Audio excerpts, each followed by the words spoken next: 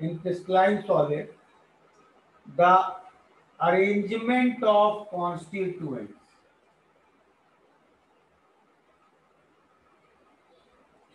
जो भी चीज वो सॉलिड बना रहा है is ordered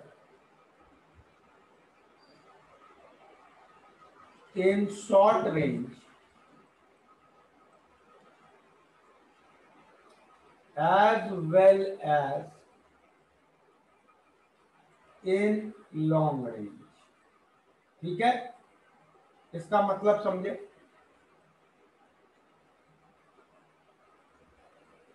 इसका मतलब सबको समझ में आया? Yes sir. नहीं सर। नहीं सर। नहीं सर, नहीं समझा।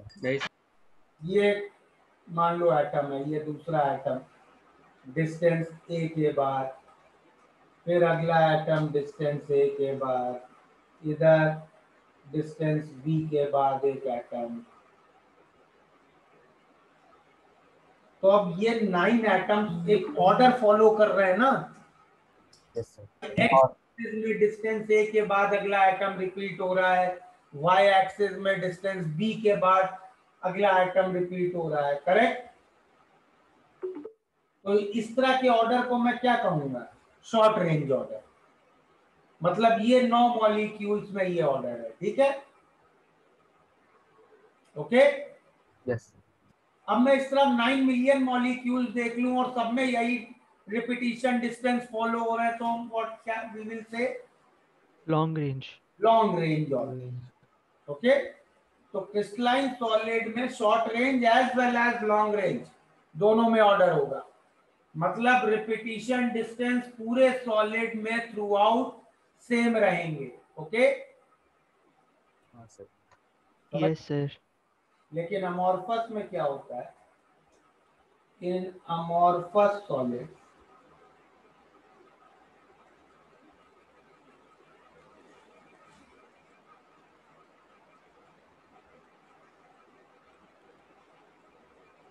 the constituents may be ordered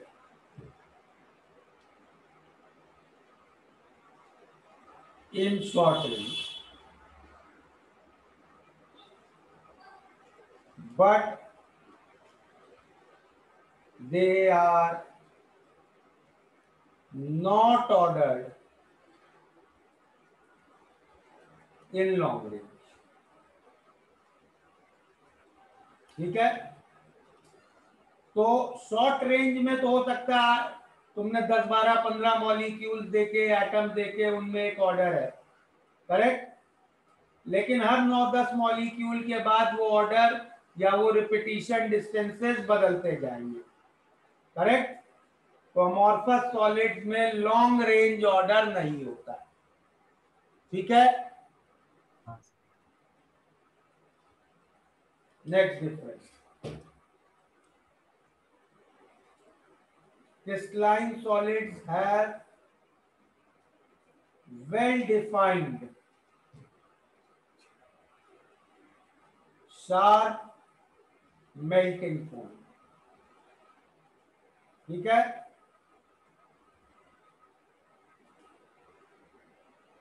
Amorphous solids do not have sharp melting point। They melt in a range of temperature। Okay?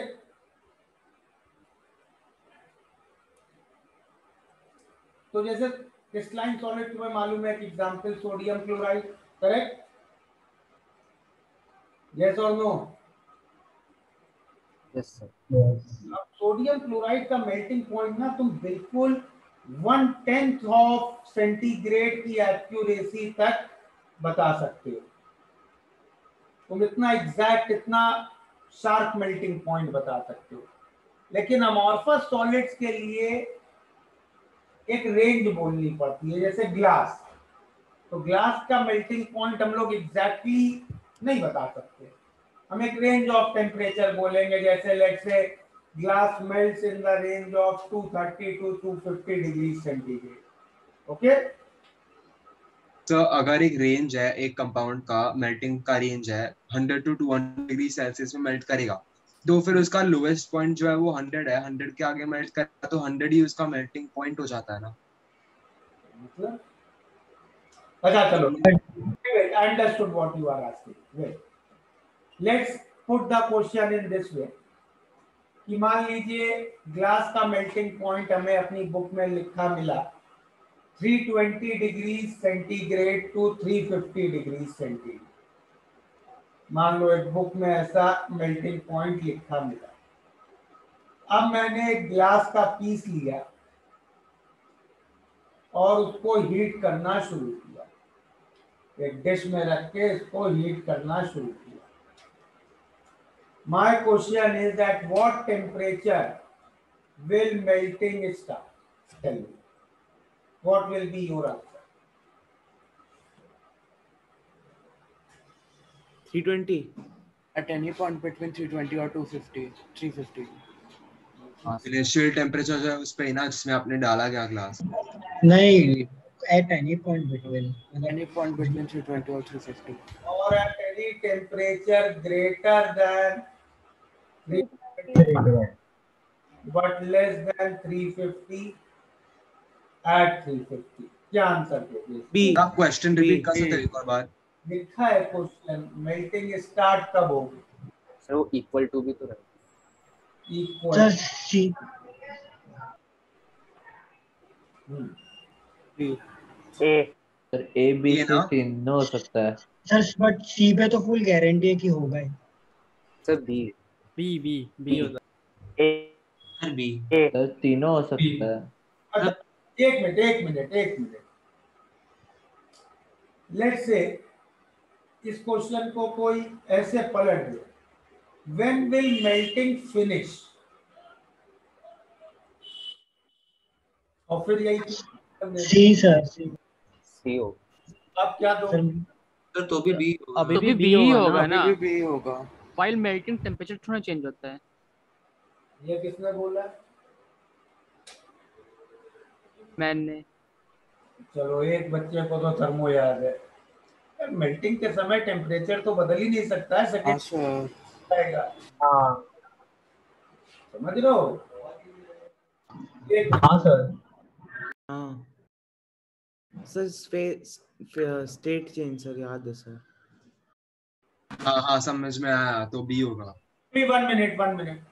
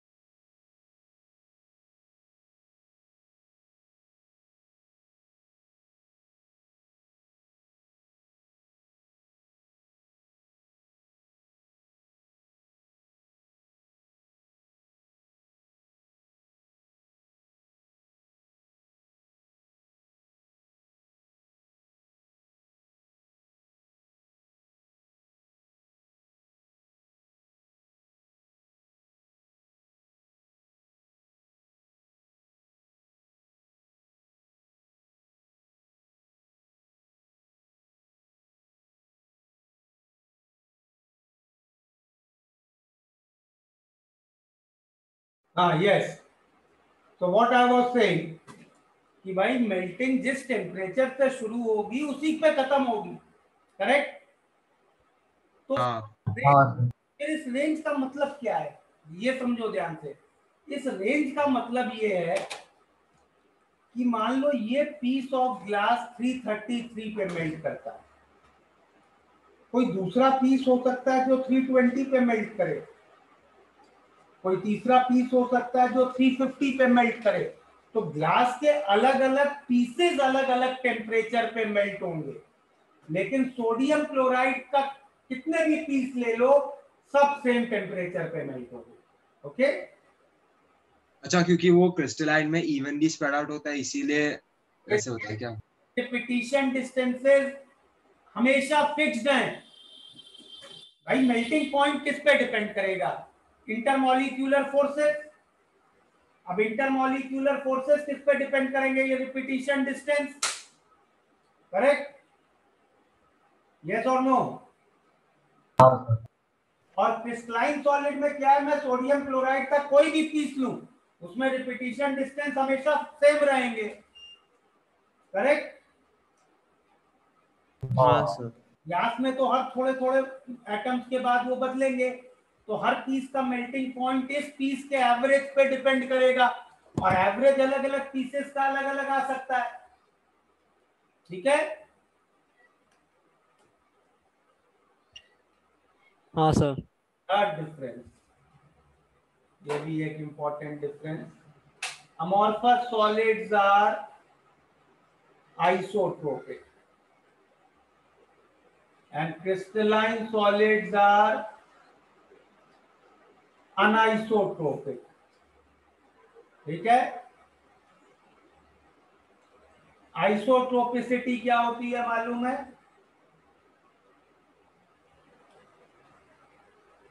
Uniform temperature. नहीं sir. Pressure. Property has same value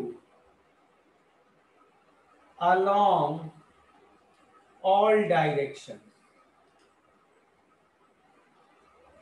जैसे तुम लोगों ने याद है थर्मल एक्सपेंशन में gamma को 3 alpha लिखा था ना?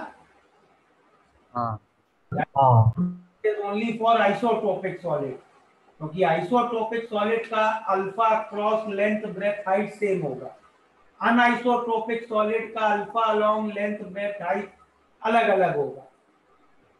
ओके, बस समझ में आया? नहीं सर, सर एक और बार प्लीज। प्रॉपर्टी आप मेजर कर रहे हैं, ठीक है? हाँ सर। डायरेक्शंस के अलोंग मेजर कर सकते हैं, length breadth height. Yes sir, yes. तो अगर तीनों डायरेक्शन से मेजर करने पे उस प्रॉपर्टी की वैल्यू सेम आ रही है, then you will say it is a isotropic solid।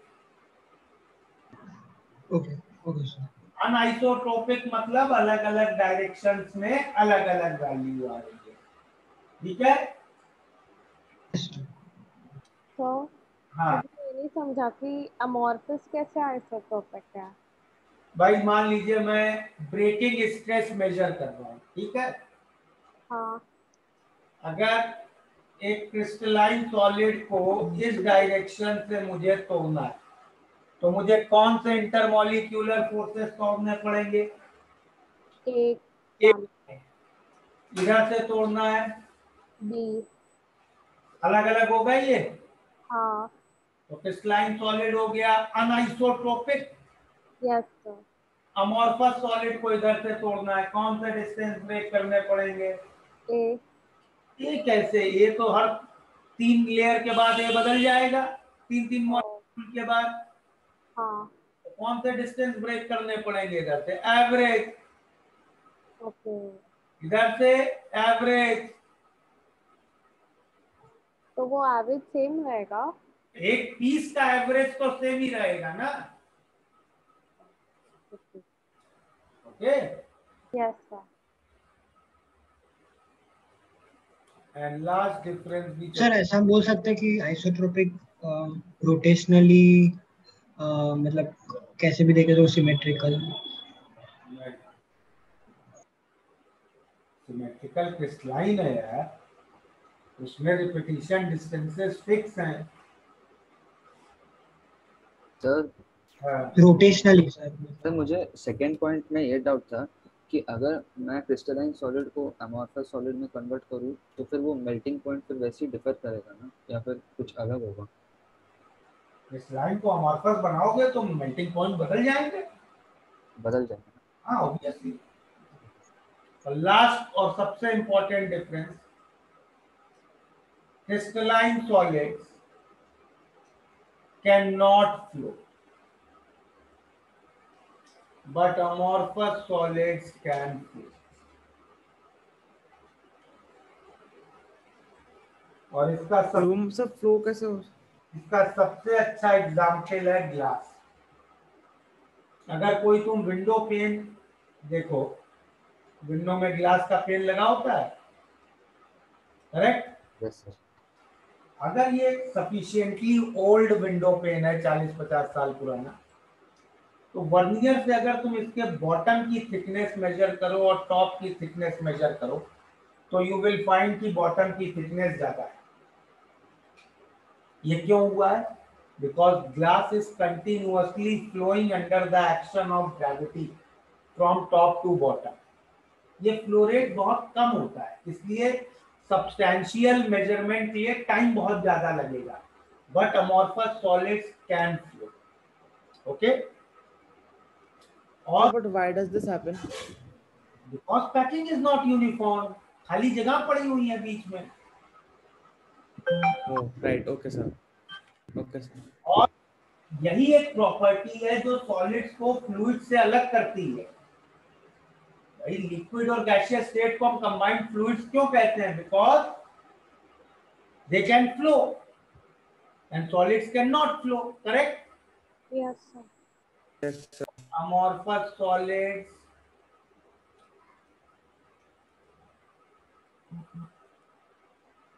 are not solids in true sense. Borderline solids. They are supercooled liquids. Okay, एक लिक्विड को आपने बहुत जल्दी कूल कर दिया, बहुत जल्दी, बिल्कुल फास्ट प्रोसेस में करके बहुत फास्ट उसको सॉलिड बना दिया, तो अमॉर्फस सॉलिड बनेगा, क्योंकि आपने टाइम ही नहीं दिया लोगों को अरेंज होने का। समझ रहे हो? Yes, sir. जैसे मैं एग्जांपल लेता हूं, सबसे अच्छे 2 एग्जांपल लेता हूं। I have liquid water, I do a fast cooling, I do a slow cooling. Slow cooling से क्या बनता है? Ice, which is a crystalline solid. Fast cooling से क्या बनता है? Snow, which is a amorphous solid. Okay? Yes, sir. या silica ले लो, SiO2, लिक्विड SiO2 लिया, फास्ट कूलिंग की क्या बनता है इसका? फास्ट कूलिंग से बनता है glass, which is amorphous solid. Slow cooling की क्या बनता है? Can anybody tell me slow cooling से क्या बनता है? Sand. Sand. Rock, which is a crystalline solid. तो रॉक और ग्लास का केमिकल फॉर्मूला सेम है। हाँ सर। समझ रहे हो? रॉक और ग्लास का केमिकल फॉर्मूला सेम है, बट उनके डिफरेंसेस आप देखिए कितने प्रॉपर्टीज में। ठीक है? हाँ सर। हाँ सर, इसलिए जब कुछ ऐसा मेटल का कुछ बनाते हैं तो भी उसको कूलिंग के लिए बहुत टाइम तक छोड़ देते हैं क्या? हाँ, तो अगर तुम्हें तो जितनी ज्यादा टाइम दोगे कूलिंग का, उतना उसका स्ट्रक्चर प्रॉपरली अरेंज होगा भाई। Okay sir. जो जहां पे उसको वहीं पे सॉलिडिफाई होना पड़ जाएगा, फ्रीज होना पड़ जाएगा। वो थोड़ी देख पाएगा मेरा हर डायरेक्शन से रिपीटिशन डिस्टेंस बराबर हुआ कि नहीं हुआ। हाँ सर। हाँ सर। प्रॉपर अरेंजमेंट के लिए अगर टाइम नहीं देंगे तो हमें हमेशा अमॉर्फस सॉलिड मिलेगा। तो are these differences clear between crystalline and amorphous solids? Yes sir. Sir ये सुपर मतलब Yes, sir. फास्ट ना? सुपर कूल्ड लिक्विड्स, बहुत जल्दी हाँ लिक्विड।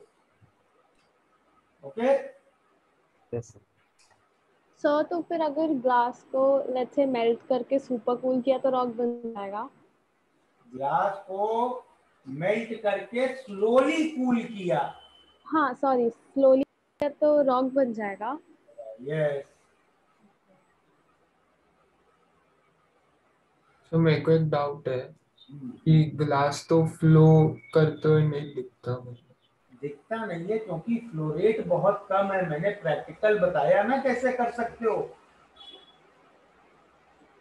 जैसे कोई पुरानी बिल्डिंग है, समझ लो, कोई जैसे पुराने कॉलेजेस हैं, रूपा रेल या ये सब, उनमें जाके उनके जो विंडो में कांच लगा है उसको वर्नियर से नाप लो, उसके ऊपर और नीचे की थिकनेस, नीचे की थिकनेस ज्यादा मिलेगी। ओके, हाँ सर। फ्लो रेट इतना नहीं होता है कि आंखों से दिखे, लेकिन फ्लो रेट हो रहा है। Okay, yes sir.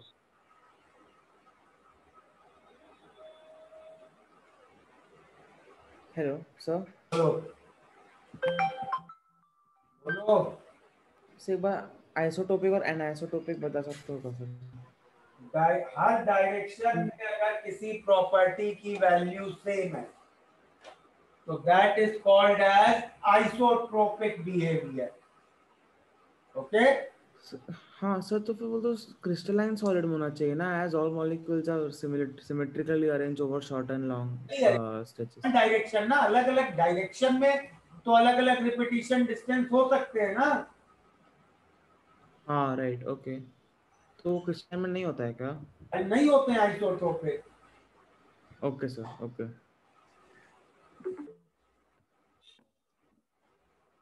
चलो we'll stop here. Next, एक मिनट आप बस बोल दो ना, स्नो और आइस में से कौन सा फास्ट है और कौन सा slow? No is amorphous solid, fast cooling से। ठीक बस। देखो जो प्योर आइस होती है ना, तुम लोगों ने कभी रेफ्रिजरेटर के आइस क्यूब्स देखे हैं? हाँ सर। कैसे दिखते हैं वो? उसमें कई आइस क्यूब्स में तुम देखोगे बीच में एक क्लाउडी सा रहता है और हाँ सर, हाँ ट्रांसपेरेंट होता है। तो ये जो क्लाउडी सी चीज है ये एक्चुअली स्नो है, ये फास्ट से बना है। जो रेफ्रिजरेटर बहुत फास्ट बनाएंगे आइस क्यूब्स, वो उनमें बीच में स्नो आएगी। Okay, yes sir. Yes sir. Ice बनेगी और वो बिल्कुल ट्रांसपेरेंट होगी। ओके, सर तो ऐसा क्योंकि ग्लास ट्रांसपेरेंट और रॉक ट्रांसपेरेंट नहीं है तो इसीलिए तो कि क्रिस्टलाइन और अमॉर्फस की प्रॉपर्टीज अलग अलग होंगी। ये जरूरी थोड़ी ना कि अमॉर्फस या crystalline should be transparent. Properties are different, packing is different. Okay sir. तो अगर कोई स्पेशल क्रिस्टलाइन स्ट्रक्चर है जो हर तरफ से मतलब ए ही है उसका, तब वो भी आइसोट्रोपिक होगा ना? डायगोनल के अक्रॉस डिफरेंट होगा भाई सब। हाँ? हर ओर से ए तो एक क्यूब होता है, तो मैं उसके डायगोनल के अक्रॉस कह दूंगा मेजर करो रूट। करेक्ट? हाँ, यस सर। स्फीयर हुआ तो? क्या स्फीयर हुआ? स्फीयर शेप टाइप का। शेप की बात नहीं हो रही, अरेंजमेंट की बात हो रही है ना। एक के बाद दूसरा एटम कैसे रखेंगे? तो वो लाइन में रखेंगे या स्क्वायर बना के रखेंगे, ऐसे ही रखोगे ना। हाँ, यस सर। ठीक है। चलो will stop here, next class इसके आगे कंटिन्यू करेंगे कल। Okay, yes sir. Yes Okay, sir. Bye, sir. Thank you sir. तो ये बड़ा थैंक यू सर। छोटा सा चैप्टर है ये बहुत।